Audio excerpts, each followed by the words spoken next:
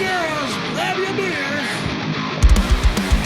Hey everybody, this is Charlie from Anthrax, and you are listening to today's Boondoggle. This is Mark Metcalf, and you are listening to today's Boondoggle with Bailey on Domain Cleveland Radio. You are listening to today's Boondoggle with Bailey on Domain Cleveland Radio. Yes, Kato Kalin listens to this all the time.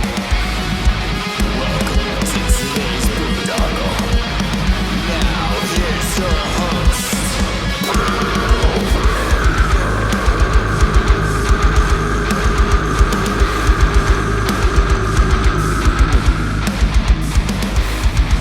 I am Monty Heath, so one Heath, and you are listening to today's Boondoggle. Hey, what's up? It's John from Skillet, and you are listening to today's Boondoggle on Domain Cleveland Radio. Fasten your seatbelts.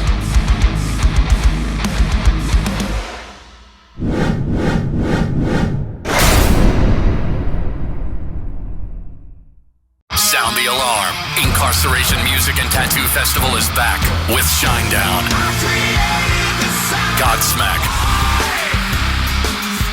Breaking Benjamin, Hailstorm, The Offspring, Chevelle, Bad Omens, Chimera, and so many more. Report to historic Ohio State Reformatory this July 19th through 21st. 3 days of non-stop rock, tattoos, Blood Prison, Haunted House, and more. Passes on sale now at incarceration.com. What's going on, everybody? It's Bill Bailey with today's Boondoggle. And real quick housekeeping note, if you're watching us on YouTube or BitChute or Odyssey or Rumble, please hit that follow and subscribe button. And if you're listening to us on Spotify, Apple, Google, whatever podcast platform you utilize, please hit that follow and subscribe button so we can continue to bring you conversations like the one I'm bringing you today. I am talking with former Air Force Staff Sergeant Johnny Murdock. What's going on, Johnny? Johnny Cole Murdock, sorry. Yes, sir, Johnny Cole Murdock. I'm here at the Boondoggle podcast, the best place to be, and no better place to be than like the smoke a stogie with my brother, even if like super far apart. Yeah. Anytime the vets get together, we'll figure out a reason to have a post debrief cigar together or whatever. You know, we're just getting ready, even though we're just getting started right now. But so usually when I have somebody on for the first time, I like to get a quick background. So do you remember originally what did you want to be when you grew up? Yeah, I think when originally when I was growing up, I wanted to be like a scientist or something like that. And then like I grew up here in country music. And like, it's like, I wanted to be a country singer. Then I heard Metallica, and then I wanted to play guitar because I was like, wow, I didn't know a guitar could sound like that. So nice. Like at that point, I really wanted to do music. And who were some of your like early influences with music? I mean, there's a bunch of them. I mean, definitely like Johnny Cash, Merle Haggard, Waylon Jennings, some of like the old school country guys. Toby Keith, I've always been a huge fan of him. And even like a lot of classic rock, like the Eagles, Metallica, Pantera. I mean, I would say like Dimebag Darrell and Zakk Wylde are huge influences on my guitar playing and, like musically. Awesome. Yeah. And you got, now, did you grow up around Texas or where did you that's where you live at now, right? Yes, sir. Yeah, I grew up around the Dallas area. Okay, so yeah, Dimebag is a huge influence in that area too. Oh yeah. And then, when was it that you felt the calling to, serve your country? I've always loved my country, and I guess basically once I graduated high school, it's like because I come from like a not having very much money and pretty. That's pretty poor. So I was like, I didn't know what to do. It's like, man, I'm gonna serve my country, and then use that money to buy some cool music gear. So that's kind of what I did. And from the military was part of your investment planning for your musical career then. Absolutely. And then plus, like, I love America. Like, almost like I probably would have stayed in the military if I would have been able to cross train from the job I was in, but they wouldn't let me, so ended up getting out. What job did you end up having? While I was in the Air Force, I worked on ICBM, so it's like a 2MO X1. So it's called like Missile and Space Systems Electronic Maintenance, even though I didn't deal with any space stuff, just like a bunch of like underground missiles in the cold North Dakota. So way up there. Gotcha. And then like when you coming from, growing up in Texas, you said, kind of coming from a poor family and I don't know if like big city, small town area, but what were some of the oddest things that you experienced going into the military from your upbringing? The oddest things going into the military. Oh, man, I would say with the job I had, there was like a ton of like people that were super nerdy, and I never really like experienced the culture of like, I mean, I don't know how to put it. Like, I can't really think. Actually, I do have some weird experiences. I'm trying to put it down. This is kind of a hard one.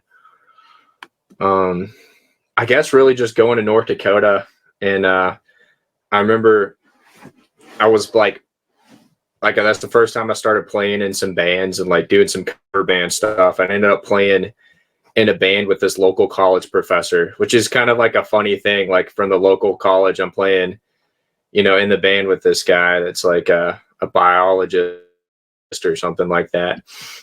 And then like I'm an enlisted, like, like probably like E2 or E3 at the time.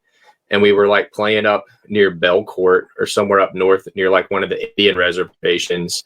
And I remember like, I wasn't even really singing. I was just like playing guitar. And there was like this Indian guy that was there like the whole day. And like towards the end of the night, we were like sitting at the bar, like just like grabbed a drink. And the guy just like looked at the singer, the college professor. He's like, who's the good guitar player in the band? Not you. Like, talk about weird stuff. It's like, you sound like Justin Bieber. I'm gonna kick your ass. Like, I don't know.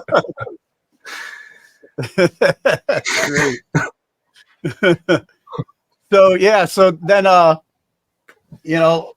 as your time went on, I mean, it sounds like North Dakota definitely wasn't probably one of your favorite areas to serve, but where were some some of the other places that you got to serve at when you're in? No, that's it. Like missile maintenance, like you have very few bases. Like you go to training in Vandenberg Air Force Base in California, and then from there you have three options. Like you're either going to like Minot, North Dakota, or like Malmstrom in Montana, or F.E. Warren in Wyoming. Those are like the three. And if you get later on, like maybe you'll get to go do like space launch stuff in Florida. But that's pretty much it. I was in North Dakota for like 5 years. But it's like a very specific mission. There's 150 missile silos at every northern tier base that you have to maintain and, keep missiles on alert to, God forbid we ever use those warheads to put on foreheads. But yeah. What were, did you ever deploy overseas at all during your time in? I never deployed overseas. Like I tried to once, but like once you get trained up in our job, they don't really want to let you go just because it's like so specific. It's almost like considered deployed in place, which isn't, we go out to the missile fields with like security forces with, loaded up with like 240 Bravos and stuff. So it's like it's kind of a different ordeal. Yeah. It's a big responsibility working with nukes and stuff. I know, like, I guess I would liken it to, I guess, people that are bubbleheads in the Navy that get on the subs and Mm-hmm. work on the nukes and stuff there. It's like you said, a lot of nerdy guys, that know a lot of, but it's so really smart. And then the training and the background checks and all that stuff to make sure that,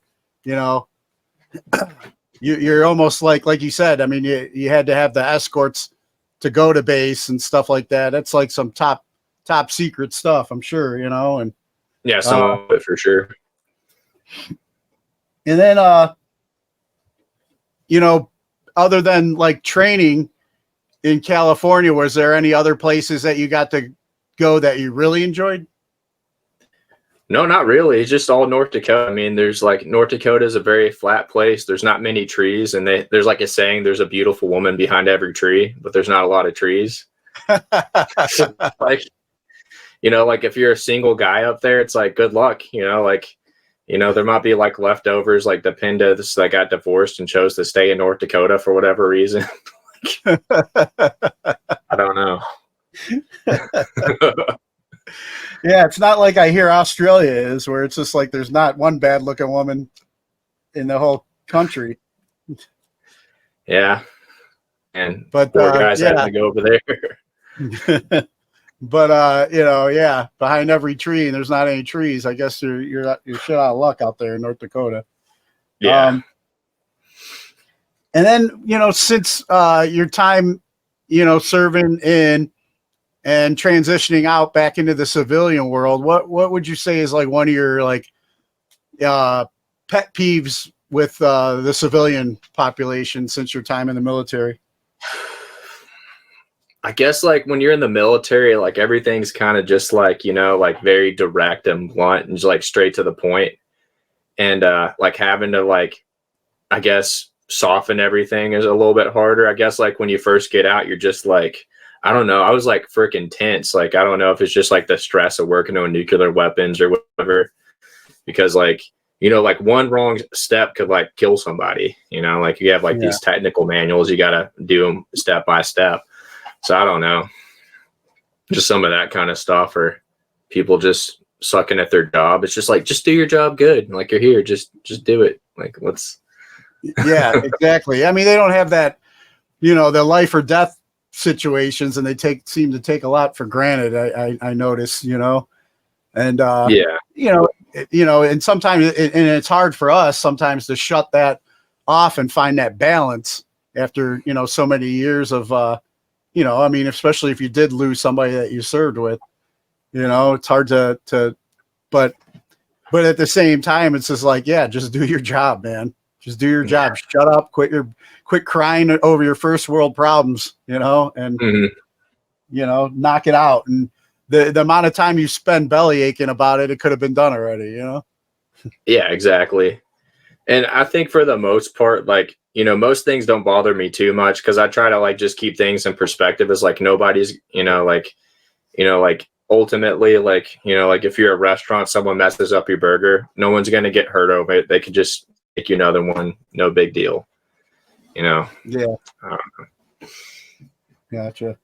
And then what is something that you feel you'll always carry with you from your time of service?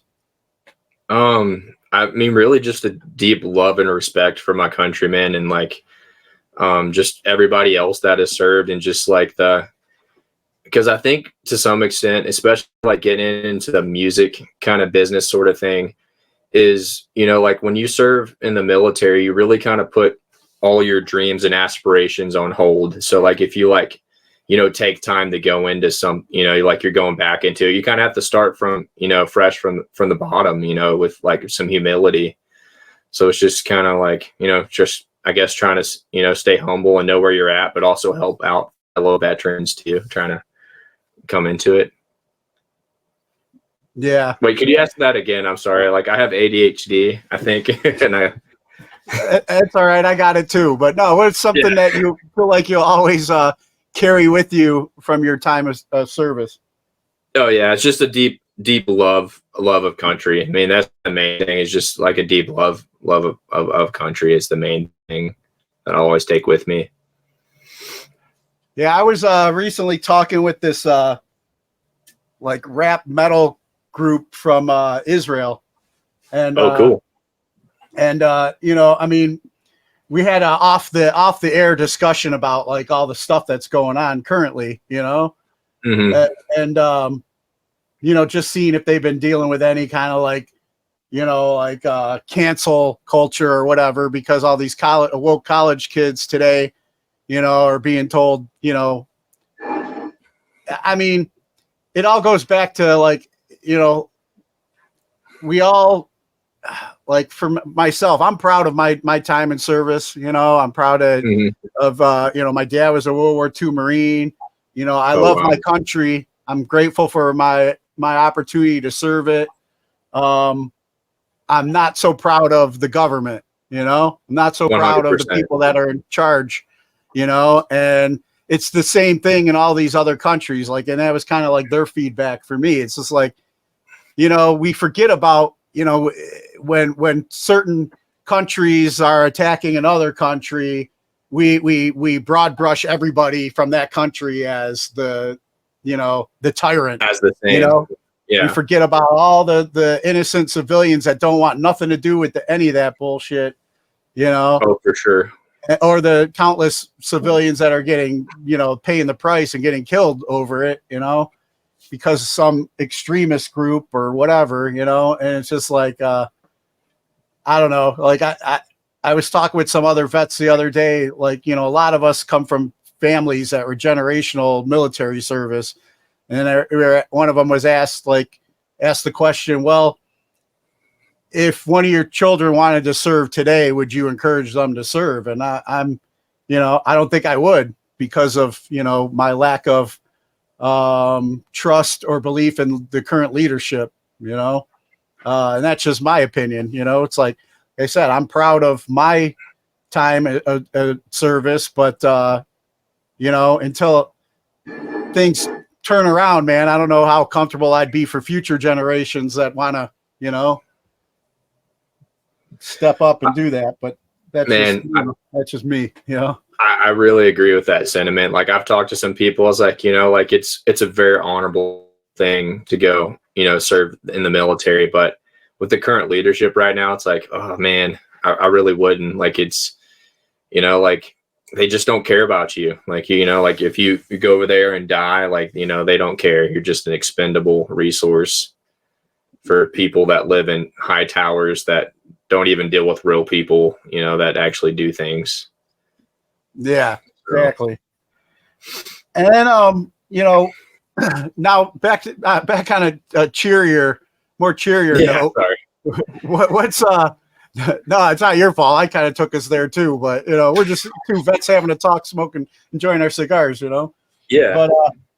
But what I like to usually, I try not to get too much into the gloom of service. I don't try and ask questions about things that could be like triggers or, like any horrible shit.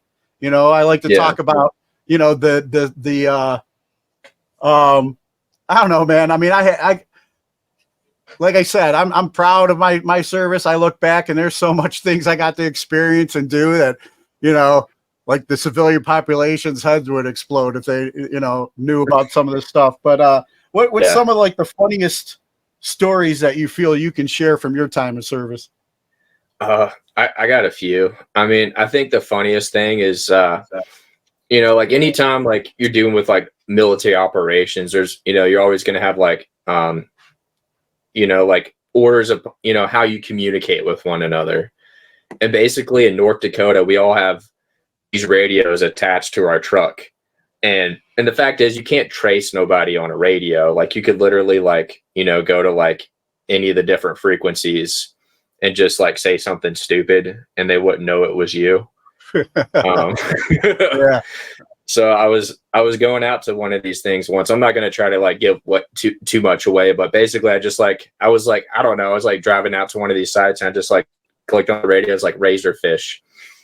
And I had like this try hard Karen, like a National Guard, whatever, Air Force Guard person that was like running like the cop radio, and they're kind of in control of a lot of those things. And she's like, who is this? Landline me right now. And it's like, honestly, it was one of my pet peeves I was in, because like there's no landlines in a moving vehicle. So you're kind of an idiot for saying that.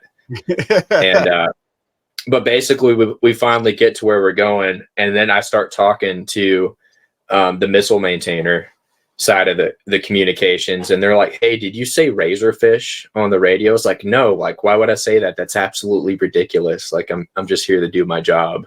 And we do the job there, and then we end up going to one of these missile alert facilities where she's located, and we have to like check in and show our cat cards, and like I go up to the glass window, and it's like, you know, I put it up there, and she's like looking at me with like razor hate through her little eyeballs. And it was like the most, I mean, not to be mean, but the most ugly looking woman. It was like something off like Austin Powers, you know, like Olga or something. I don't know. And it was just really funny because like, and then I go down into the capsule to do some maintenance. And I was talking with like some of the officers that, you know, monitor the missiles. And they're like, yeah, she's always a pain in the ass. No one likes her. I told her the story. So it's just kind of funny. It's just like a silly thing. It's like razorfish. So I remember, you know, when I was in part of small craft operations, and we would do, you know, every ship had a different call sign and stuff, and it was just like old granddad, and you know, like all kinds of shit named after alcohol, you know. And I was just like, if I wasn't, you know, if that didn't scream Navy and enabling, you know, my drinking, I don't know what did, but it was pretty funny, you know. And you just get on there like same thing. We'd kind of like screw up the call signs or whatever, say them backwards and whatever. Yeah. Just to watch people freak out, you know. Oh yeah. And then you know, talking back about like you know, kind of like where things are at kind of currently in our country. What is probably one of your greatest hopes for the country that you've been willing to give your life for? I mean, my hope is that we can, you know, I guess like shut up all the crazy people, and all the normal people can just get along and see that we do have a lot of commonalities. There's like this definite tendency with like human nature that people just look at the differences, and like sometimes people obsess over them. And it's like, man, like we were literally getting along before we started thinking about these things. Like there's literally people that I met that like they loved me, and then they found out that like I'm a veteran and hold some of those veteran kind of beliefs, and then it's like, oh, now you hate me? Like, all right, like whatever. Like I'm still cool with you. I'd still be your friend.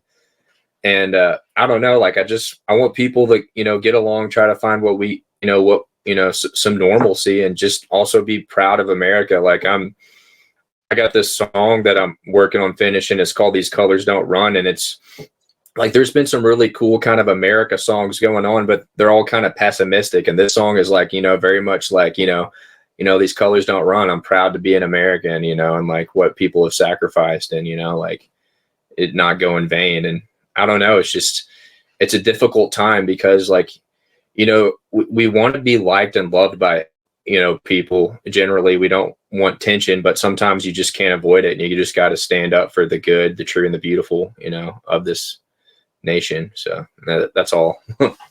Yeah. I mean, I look back during my time in too, and, you know, I was in during, 9/11, and, you know, wow. Pre 9/11, it was like, I did a lot of mostly reserve time, but pre 9/11, man, it was just like, you know, we had money to go for training, and just, you know, it was just like, you know, good times, you know. It was like paid vacations and stuff like that, you know. I mean, we were staying trained, but also like, you know, we had fun, you know. And then 9/11 happened, and then you know, the budgeting got a lot tighter, and it was like strictly you get ready for war, you know. Wow. Understandably.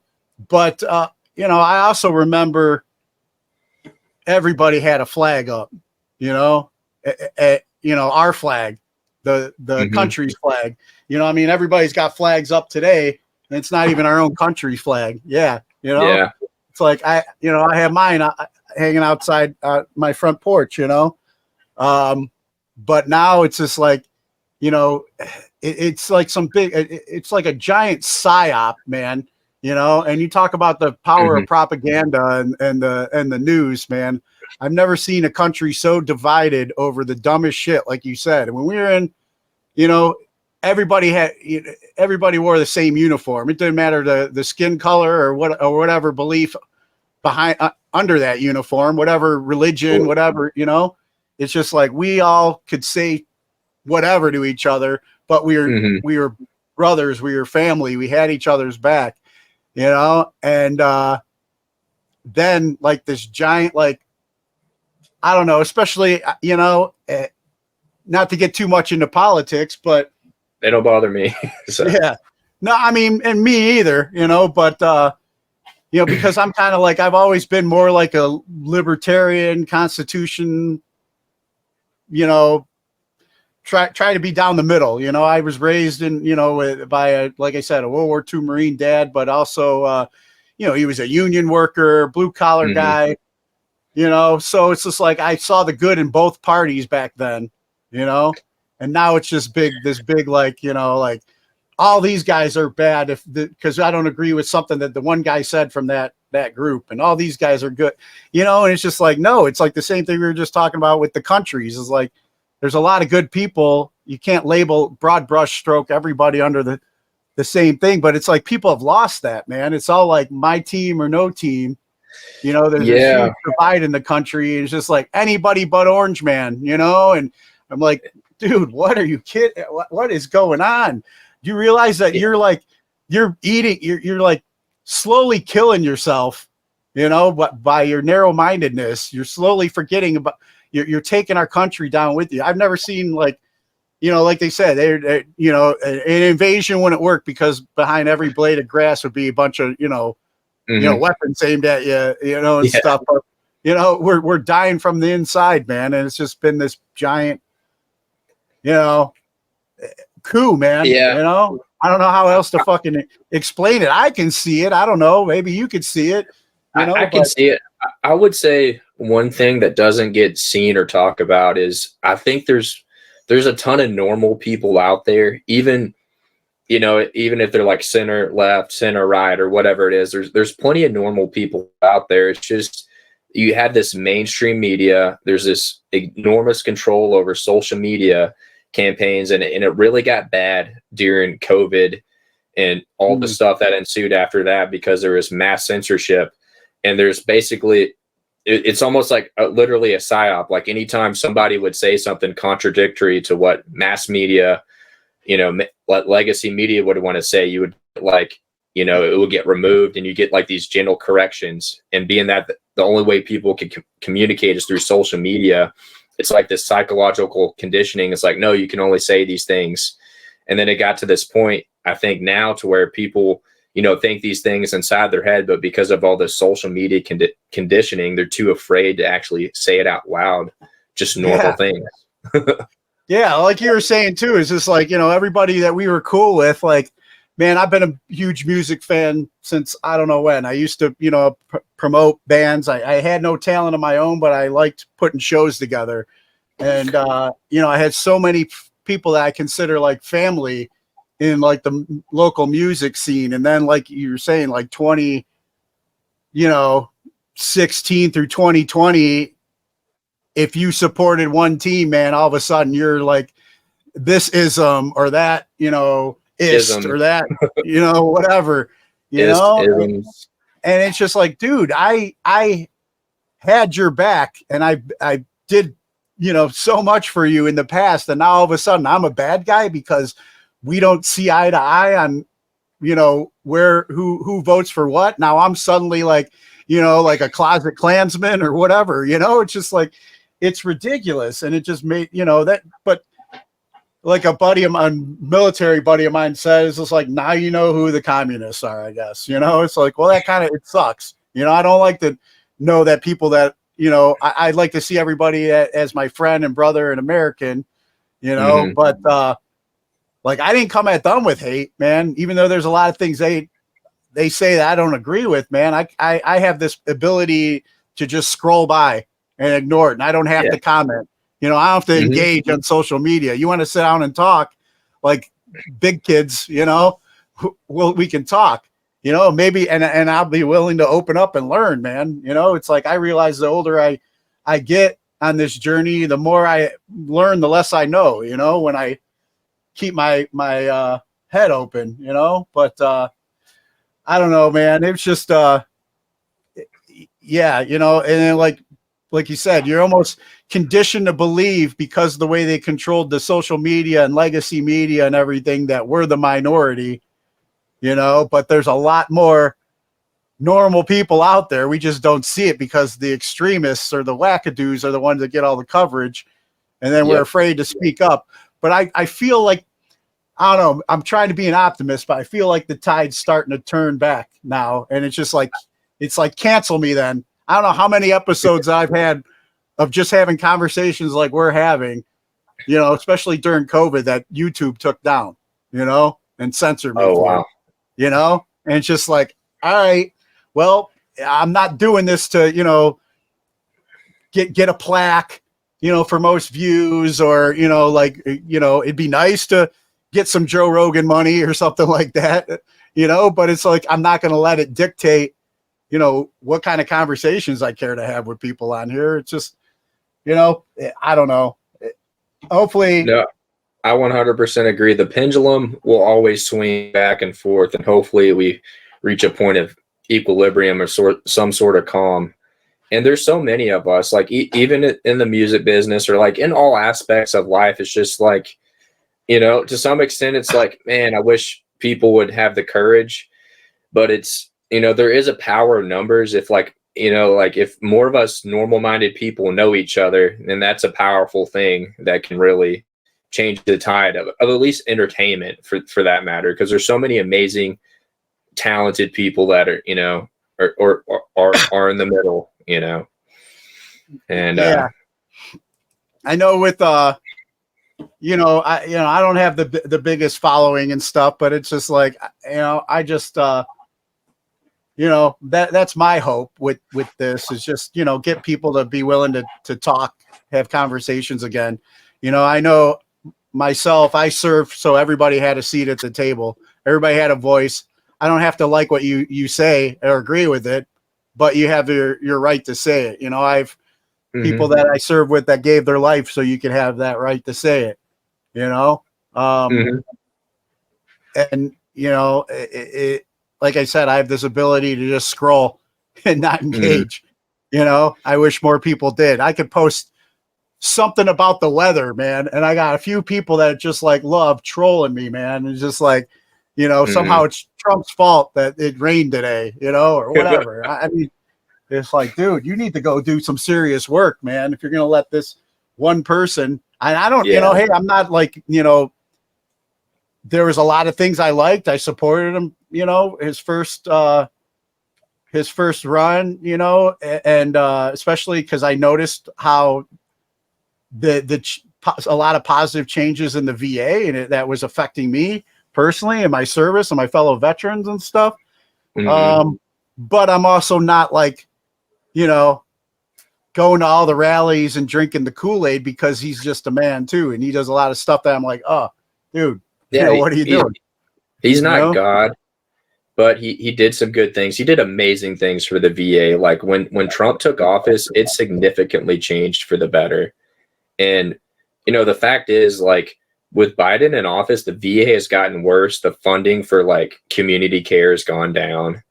And even, like, there's so many, like, places, like, out here. I live out in the middle of nowhere, East Texas, that have stopped accepting the VA healthcare because of whatever reason, maybe lack of funding, or they don't want to deal with like the difficulties, put upon them now that wasn't there a little while ago.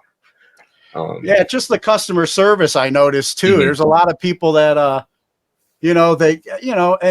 and I'm not like anti-unions, it's like unions. I was a Teamster for a number of years, but I also don't agree with, when election times come around and they give you a card and say, vote this slate. Like, no, dude, I serve to vote, to make an informed decision to vote for who I feel is best for myself and my country, but the customer service could be garbage down when I'd go downtown for any kind of like medical stuff. And then it got to then Trump was just like, no, our veterans deserve the best. We're going to have, and the union's not going to protect your job if you're not doing your job, and man, things turned too, man, it was just like, cool. And like you said, the community care, I mean, I live within driving distance to two major facilities, but they don't have everything. I was able to go outside for other things that give me a, more better quality of life for pain management and stuff like that. And then, COVID came, and then, some of the workers that, were actually helping me, like, we're getting overworked and quitting, and you're losing your therapist, you're losing this. And then, now it's just, it's definitely gone backwards, where I'm like, that's why I'm hitting the gym and doing all I'm not dependent on the VA. I'm trying to take my health into my own hands and everything. But speaking of, taking our health in our own hands, and an important topic that we've always been battling with as veterans. What's your thoughts on what we can do to break the stigma of mental health and PTSD? Honestly, I've thought about this a lot. I don't really know what stigma there really is to break. I feel like a lot of it has been, hit most normal people. I've heard about it a little bit.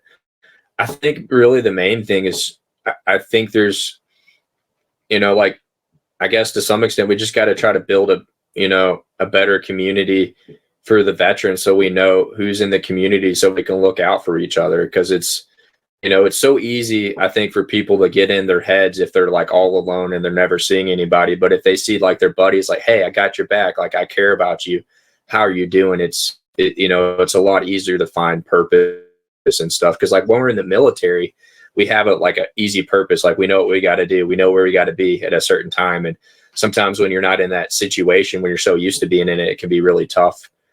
But I mean, one thing that I'm excited that I'm working on getting out here in East Texas is there's this organization called Guitars for Vets. So they like give free guitars for veterans and free guitar lessons. And I'm trying to do that and donate my time to help out with my fellow veterans. Cause like, I really don't need any more guitars. I don't need guitar lessons, but like, I feel like I can empathize with these people, and it's kind of a music therapy that could like help out my fellow veterans. And, I just, we just have to have community. I think that's what it is. I think, a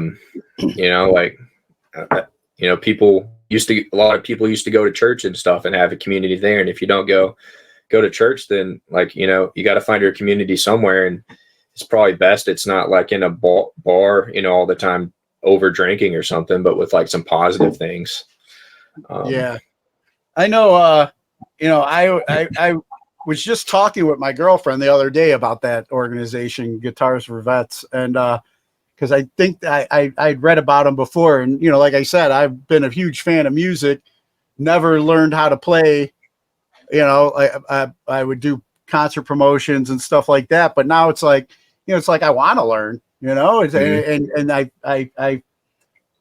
something else to take me out of my head, so I'm not just stuck in my own head. And I've been looking into, I think there's a chapter here locally. I'm thinking about applying and finally, not saying at my age I'm gonna, be,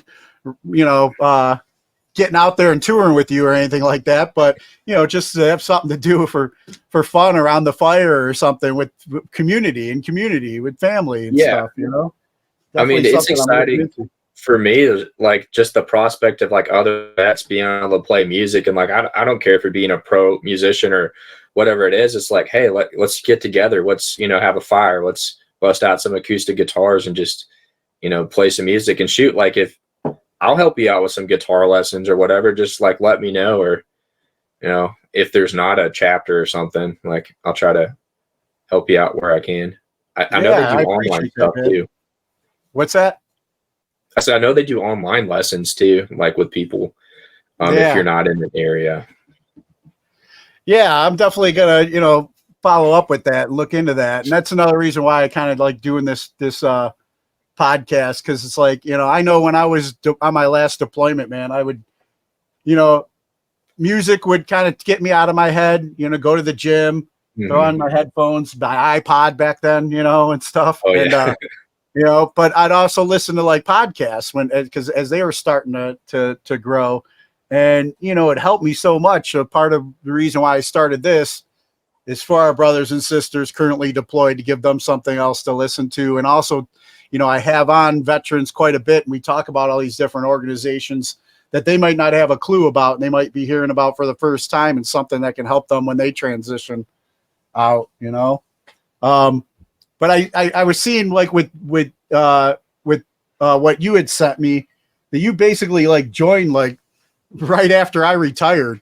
I think I retired in May 1st, 2012. Oh wow. Was my retirement date. And then you went in and did quite, yeah, it's been a while. I'm an older dude. We tagged in and out. Yeah. And it was like, you know, like I started seeing kind of like the change in training and leadership already starting to take place even back then. I mean, and you know, I'm not saying that I was like in the best state of mind to, you know, when I look back, there's a lot of things I would, with what I know today, that I would like to have done differently. And I probably would have served active longer. But you know, but around that time I was seeing some changes, and I was like, yeah, I think I got my 20, it's time to go. Yeah. But yeah, so you went in, and then like you were talking about, worked on the missiles, the nuclear missiles, and you had sent me this article too about from military.com about like kind of radiation or radioactive exposure and the PPE and stuff that, you know, it was probably the same PPE that I came in, you know, having passed along. Care to share a little bit about that? Yeah, I'm certain of it. I mean, I guess a little bit about me is like there's a lot to the article. It's a long article. But the guy that put it together did a lot of due diligence for us vets to really, you know, piece some stuff together to put it out there. But basically, like, you know, working on nuclear weapons, you know, first off, there's like radiation exposure. And then you have all these sort of chemicals that you're exposed to working around, especially the maintainers. Like a lot of this stuff started getting brought forward by a lot of officers that were in. And the fact is that a lot of these officers have more resources. They're just better educated. They probably have more connections and, you know, whatnot. I've gone to college and they've done some really good work. You know, some of these people have been coming down with cancer, just the people sitting down in the capsules at the missile alert facilities down in the LLC underground. And, you know, and the thing is, the maintainers, like, we're the ones like tearing stuff apart, replacing components to make sure missiles are on alert, going where they need to go to. So we're exposed to like PCBs and like all sorts of stuff. And, you know, even like sodium chromate, and, you know, some of it's kind of gross. Like some of these things really should be like, you know, one use and be replaced. And there's always kind of like maybe budget concerns and stuff. But I also want to caveat, I don't think any of the leadership, you know, in the missile maintenance folks are bad. I think they're really good people. They're just everyone's trying to do the mission of keeping the missiles on alert. No one's thinking about their health or like, oh man, like me working down here, could this give me cancer? Like, could this like cause me to have hypothyroidism? Like, I know there's a few people that I've worked with that started like feeling sleepy and sick. Like, I guess like I got out in 2018, and around 2021, I started feeling really sick. And it's actually when I started like trying to pursue my music career full time. And then all of a sudden, like I lost my voice, even having a normal conversation would fatigue it for like 2 weeks, and it would be in pain, which is very unnormal. And I just like my temperature would fluctuate all the time. I get fevers, and I would get like really cold, and just a lot of wonky stuff. So that's some of it. You got any other questions kind of like that about it? Well, I mean, I know for myself, like too, like, you know, I started in my career, I worked on F-14s, and there was the jet fuel exposure, you know, and then there was, you know, then I was in small craft operations, and there was, you know, some of the exposure with the fuel or the fire retardant agents going off and stuff like that.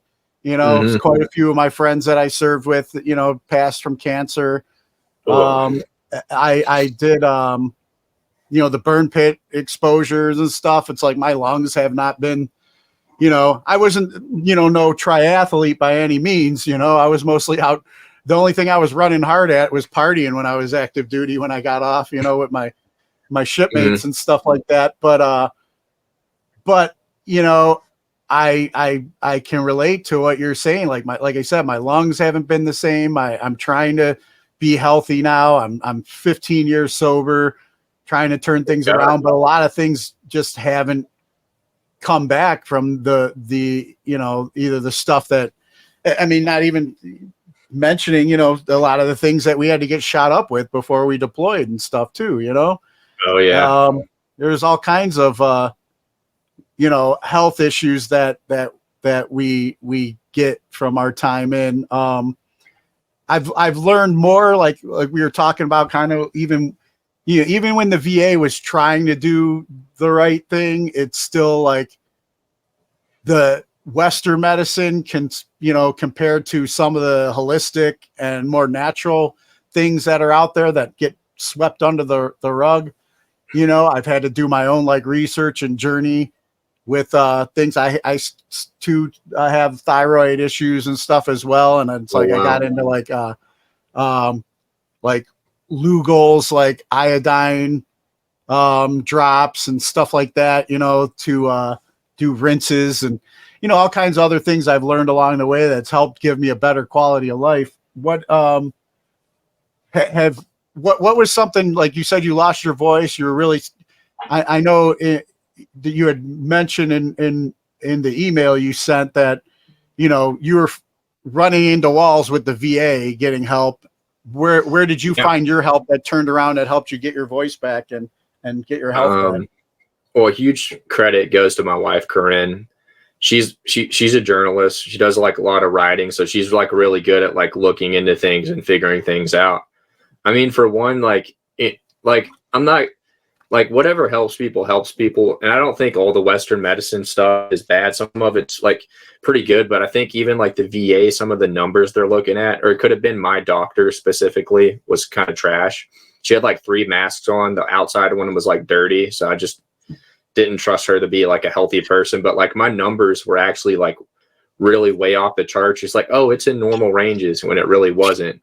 So we ended up, just taking my VA disability money and paying for healthcare outside of the VA, and found a really good doctor, got me on the right medicine. So instead of taking the Synthroid, I started taking Armor Thyroid, which is a natural thing from desiccated pig thyroid. And it works really good. Even Hillary Clinton uses that stuff. And even though there's medical documents that say it's not as good, it's even though she's evil, she's getting the good stuff. So it works, Yeah. I had a doctor too, it's funny too, because one of the doctors I saw on the outside was prescribing me the Armor Thyroid, and insurance wouldn't cover that. They I'm on the Synthroid or whatever, because that, the insurance covers that. But there was a lot of things that I paid for out of pocket that's helped my healing. But I think that's even that small tweak you just reminded me I should just pay out of pocket and do the Armor Thyroid, see if my doctor can write because she started helping prescribe me things through a compounding pharmacy outside the normal pharmacy. And I have fibromyalgia. I deal with chronic pain and inflammation and stuff. And they had me on, I think, low dose naltrexone I started taking, and it started relieving some of that pain and stuff. And then, I had a veteran on that I actually got to use his services, that runs a hyperbaric oxygen therapy facility in Idaho. And I got to, get treatments up there through his facility. And I got to wean off of a half of the medications that I was on that was just causing me to gain weight. And, were making me proud. The side effects weren't worth, what it was supposed to be treating, but, this is all things that, the insurance companies won't cover, because it's they'd rather prolong, I think, customers then, get you better, that you get healed. You don't have to come back, I would 100% agree. I mean, the fact is, like, some of these medications, like Synthroid, there's higher profit margins. They're making it synthetically, so they don't have to like cut up a pig, take that, like break it down into like medicine that people can take. It's more expensive to produce. And yeah, they want lifelong customers. They, they make money off of it. Shoot, there's even like, even if you have things that are peer reviewed, if you have like 3 people that are getting like all of these grants from certain organizations, they're going to like favor, their research in a certain way, and then like cite each other so that it can like look like, oh yeah, this is good, even if it may not be, so they can keep getting that grant money. Oh yeah. I mean, if anybody that was paying attention saw, that we went through that with COVID, like how ivermectin was demonized, but yet it's been peer reviewed, and it's cheap, and it's helped for so many other things out there, But remdesivir, that was the thing they were trying to give people if you're in the hospital with COVID, and then you find out that causes like kidney failure, and then your lungs are filling up with fluids, and then they want to put you on a vent. I mean, that was just like, I don't know, man. But that me just saying that out loud is going to get this episode probably banned. But that's why I got Rumble and BitChute, so you'll be still able to share it with your friends. I love that you're going on Rumble and shoot. I mean, you can like cut this up into shorts, like screw them, Yeah, exactly. But I want to, before I take us down some rabbit holes or whatever and off track, I want to talk more a little bit about your musical journey too. Like, I mean, we got connected through a mutual friend of ours, Static. How did you and Static get connected? I got connected through Static through my friend Buddy Lee Dobertine that runs or owns Fallen Raider Audio, makes killer guitar pedals. Yeah, I've had him on too. Yeah, he's been on the cool podcast. Yeah, good dude. I love that dude. He has the biggest heart. Like, such a great guy. Like, he'll really like, give everybody everything he has, and then have nothing just to help other people. Yeah, he's a good dude. He's been going through some stuff, man. But I like definitely shout out to what was the name of his pedals again? The Fallen Raiders. Fallen Raider Audio. Fallen Raider Audio. Fallen Raider Audio, because he was a Marine Raider, combat veteran. Yeah. And definitely, music people out there should definitely look into his pedals, man. Support that group. Definitely, like, as a guitar player, like, the pedals are really good. Like, sometimes, like, I hate to put it this way, but sometimes, like, some veterans, like, like, they make a product and they put the label on it veteran, and sometimes it's not great, but this, like, really is great, and you're helping veterans. And I think 10% of the proceeds of, like, pedal sales go to, like, help pay for counseling sessions for veterans with PTSD, which is really awesome. Yeah, I know he was putting fellow veterans to work in the factory too, or whatever, making them. Yeah, it's built by veterans here out in Texas. So, no, definitely a good guy. And so you got. How did you get then connected with Buddy? I met him at the Dallas Guitar Show, and we hit it off. Like, I saw that he was a veteran, had some pedals, so I had to buy some because, like, I got to support my vets. It's really important to me. Because we got to support each other, and kind of from there we kind of developed a friendship. And I think from him sharing something I did, Static started following me, and I started like talking with him and becoming friends. And I actually went out to I think he lives like in South Carolina or something. South Carolina, yeah. I went out there to go meet him in person and just kind of check out some of the music stuff that they're doing down there. And just became friends because he's a great patriot, loves America and freedom and guitars and guns and like all the good stuff. So yeah, he's a great dude, man. I love that guy. I connected with him, via Zoom. We're both in been on like a similar journey, and we became friends. And I still got to make the trip out there and go see him for sure, man, and hang out. Great guy. So, shout out to Static as well. But I remember you'd mentioned too that you originally like wanted to pursue your a musical career. You had lived in Nashville for a little bit. Yes. Talk a little bit about that. What led you out there, and then ended up bringing you back to Texas. All right. Well, let's get your rabbit hunting rifle. So we're going down the rabbit hole. Okay. All right.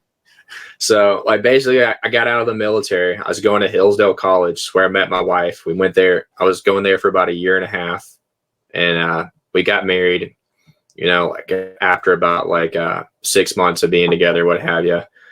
And she really encouraged me to pursue music because initially I wanted to go to medical school and go back into the military because I don't know if this is just like a thing that everybody has, but you like always kind of have this thing is like I want to serve and help my country in what way I can.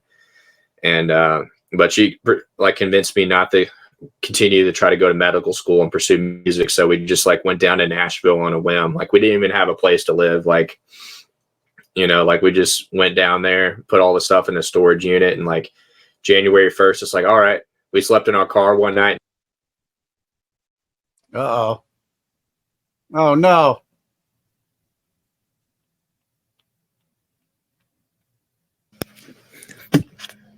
You good?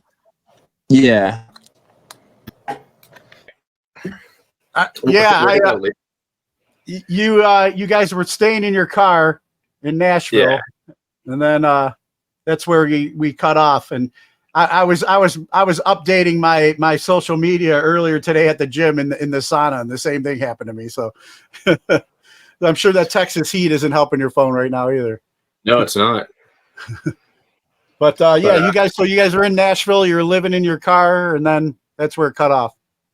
Yeah, and we didn't even have a place to stay, so we're just like calling like real estate agents to try to find a place to rent, and luckily we got a place pretty quickly, and we were there, and I started going to Belmont University, which is like a great school, and they're really good with vets and stuff. And it's also like super connected to the music industry. So I got to learn a lot about the music business, at least like, how things work and whatnot. And then COVID hit, and then just like things went wacky. Like my assumption going into like Nashville is like, you assume that like the music business, cause it's like country is like super patriotic, like super conservative and stuff. And it's really not. We were out there for a good bit, and I actually even met this one guy, did one of these rider rounds, and I was like wearing my cowboy hat and stuff when I had my long hair, and he's like, man, that hat's going to get you somewhere someday. And we actually sat down and talked to each other. I'm not going to mention who it is, but like it turned out like he's pretty conservative too, but like the people on his roster, like he were like pretty big, and like some of these people would just like flip out if I was on the same like thing as them. So he's like, yeah, we might do this, but we have to like create a whole different website to put you on it so that it's not associated. Just kind of like craziness. Yeah, the music business, man. I that was like, I love, like I said, I love music, and it's like, be careful, when you meet your heroes and stuff. But it feels like, another thing I noticed during COVID is like they all had to push the narrative, and I don't know, man. I just like, I listen to you for your music, man. It's like I'm glad you want to voice your opinion on things. That's great. That's your right. But when you have such influence, you have a responsibility as well. And maybe before you start pushing people to go do a bunch of things to their bodies, because that's the narrative, you should really think it through, or just like, or stay out of that conversation, Yeah. Let's rage I'm against doing this for me, and that's it. Let's rage against the machine. Wait, we are raging the machine. We are the machine. Yeah. I mean, there's just, I saw so much of that, during, I'm a big like punk rock, hardcore music guy too, and there's a couple guys that I follow that stayed true to their roots. And then there was a lot of ones I followed that I'm like, this, if anything, if anything, you should be supporting this other guy, because he's more punk rock to the establishment than, you're more establishment now, but that's a whole nother conversation. I feel you. I mean, ultimately, yeah, I mean, I was in Nashville. I came to Texas, and that's kind of like I started doing that, like on Texas country radio. Like I had this song called Girl, Let's Go Dancing, which I like recorded it myself. It wasn't the best production quality, to be honest. So that's why I kind of removed it. But all the stuff I'm planning on releasing, here on forward is going to be the best production quality that I can afford. And like, having 2 years of losing my voice, not being able to play music gives you a lot of time to think and everything. And like, I'm coming at it with both fists in the air. I'm not backing down. I'm going to make the best music I can and try to like support my fellow vets, support my fellow Americans. And I'm not going to apologize for being American. I'm not going to apologize for loving my country. And I'm just going to like rock and roll and kick ass and take names and smoke my stogies and have a good time. Like, so. Awesome, man. That's what it's all about. And then, I guess I was reading your current singles that's out now is Heart Sunk Low. Let's talk a little bit about the I guess the inspiration for that song. So we're talking about your song Heart Sunk Low. What's the inspiration or the message with that song? The message of it, I mean, it's just kind of like a breakup song that I wrote with my buddy CJ Solar, which is a really cool country artist, songwriter out of Nashville, by the way. He's a good dude. But it's just basically, it's like a breakup song, with a, just kind of like a Southern rock kind of thing with a cool guitar riff and, just kind of like catchy stuff. Just talking about breaking up with a girl. It's like nothing deep or meaningful, too meaningful about it. Just like a, just a fun song with some guitar solos, 2 of them. Awesome. And then what's on the the schedule, or what are some of your goals now going forward with your now that you're full on into the music world? My goals is really simple. It's just steady, consistent growth. I mean, for this year I want to have 6 songs released. So I already got like 1 of them released. I got 5 more I need to get done. I got 1 I'm working on that I'm super excited about. It's a very patriotic song I kind of mentioned earlier called These Colors Don't Run. So if you like Courtesy of the Red, White, and Blue, it's kind of in that vein and very patriotic and very good and not cheesy because I don't like cheesy. So, nice. But I mean, it's just growing social media and, building up, getting in front of more people. I mean, I'm so blessed that you're allowing me to be on your awesome show and be in front of your audience because everybody matters. And you've had a lot of cool people on your show too, which is awesome. People I'm fans of. So thanks, man. Yeah, me too, man. I've been, like I said, I've been pretty blessed on my journey as well. I don't, I'm an older dude, so it's just like I'm trying to. I lean on my daughters. Like, how do I get like social media likes and build a following on? I'm not a TikTok dancer and shit like that, But so it's like for the type of people I've had, the amount of guests and conversations I've had, you'd think I'd have a bigger following, but I try not to let the numbers bother me. I guess when the time's right, the right people will get it. For me, it's more like I said, it's just, it's part of my mental health journey and also, helping get message out and positive vibes out to our fellow vets, out there. Yeah, dude, I mean, I'm glad Static connected us so we could help, promote your journey and get you on here and tell your story. Before we get ready and wrap up, I want to ask a couple questions I normally ask guests that I have on. You mentioned earlier, some of your early influences when you were young, getting you in music and country music, but who would you say today your top 3 musical artists are? Are we talking guitar or just songs? Like it's tricky for me. I mean, just like yeah, your I wouldn't say songs, but like whatever, like artists inspire you today or that you listen to more today, I guess. Probably Leonard Skinner. Merle Haggard and the Eagles would probably be up there. Nice. And then, is there, I mean, like you were talking about, you're writing from the heart. You want to tell the story with These Colors Don't Run in your song. And hopefully, songs that are written from the heart usually connect with others in the heart. Are there any songs that are like go-tos that have inspired you in life like that have connected with your heart? Courtesy of the Red, White, and Blue really hit something for me. I mean, it's like I remember like hearing it on the radio. That was such an awesome song. This is actually really a difficult question for me because there's like so many amazing songs out there. Nothing else have to name all of them. Nothing Else Matters by Metallica. Like that's one that's always kind of hit me. I love that song. Yeah. And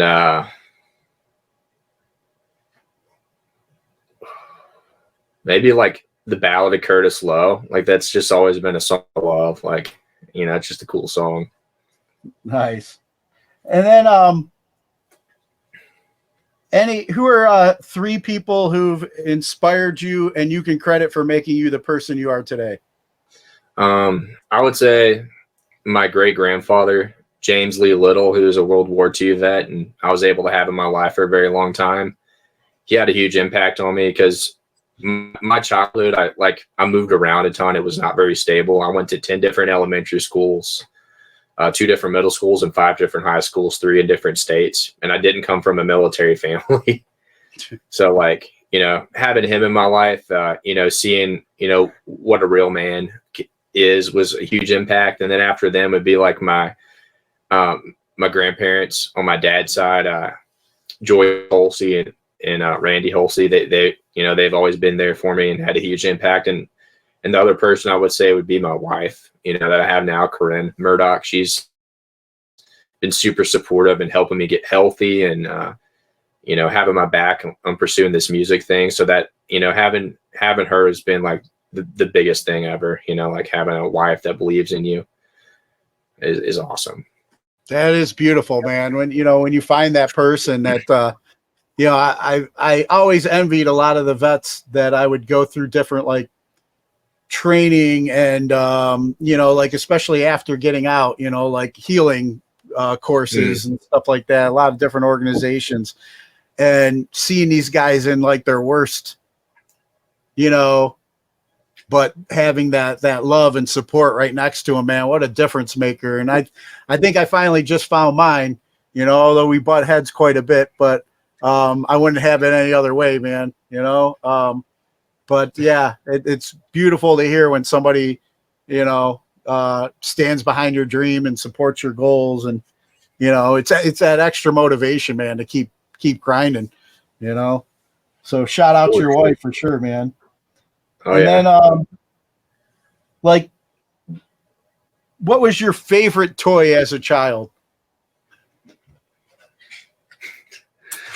I'm not sure. Probably as a child, probably guitar. I mean, I don't know if that counts or, other than that, I was a crazy kid. I'd go in my great granddad's shed and grab the machete and think I was a knight and be hitting trees and stuff. So I don't know if that counts. Makes me sound crazy, but Legos, actually that's what it is. It's Legos. I love building stuff and putting things together. That was always fun. Nice. And then any message that you have for our brothers and sisters that are currently serving overseas today? Man, all I could say is thank you. Stay safe. You're in our prayers, and always reach out if you ever need help when you're getting out. Don't be afraid to ask for help. So that's all I got. Awesome. And then we talk quite a bit about your music and what your goals are, and if there's any people that watch this and want to support you on your journey and follow it and get behind your music and stuff, where would you send them? You could go to my website, johnnycolemurdock.com. It has like links to everything, some links to some merch, or you can just go to like anywhere you stream music. You just look me up, follow me on there, stream the new song, add it to your playlist, or go on social media and follow me. That'd be great. Everybody counts. So. Yeah. Awesome. Johnny, man, I'm glad Static connected us, and I'm glad we got to talk, give shout out to our brother Buddy and have this conversation, man. And we'll definitely have to keep in touch. Keep me posted on your journey, and I'll definitely be pushing and supporting. Before I get ready to wrap up with you mind doing me one last favor? Yeah. Usually when I have veterans on too, I ask them for a promo ID, but I have them introduce themselves as the last rank they held before getting out of the military. So if you wouldn't mind, introducing yourself by that and just say, you're listening to today's Boondoggle. This is Staff Sergeant Johnny Cole Murdock, U.S. Air Force, and you're listening to Boondoggle. Keep on rocking. Awesome. Johnny, man. Right? Okay. Yeah, that was good, man. Okay. Thanks, Johnny. I appreciate your time, man. It was good hearing your story and getting to know you. And we'll definitely stay in touch, man. Yeah, if you want any liners, let me know. I'll send them to you or whatever. Yeah. I'm definitely gonna hit you up for when I edit the audio version together, for some stuff. So sweet. All right, brother. You take care. Yeah, you take care too. Thanks for having me on. All right. Bye. Bye.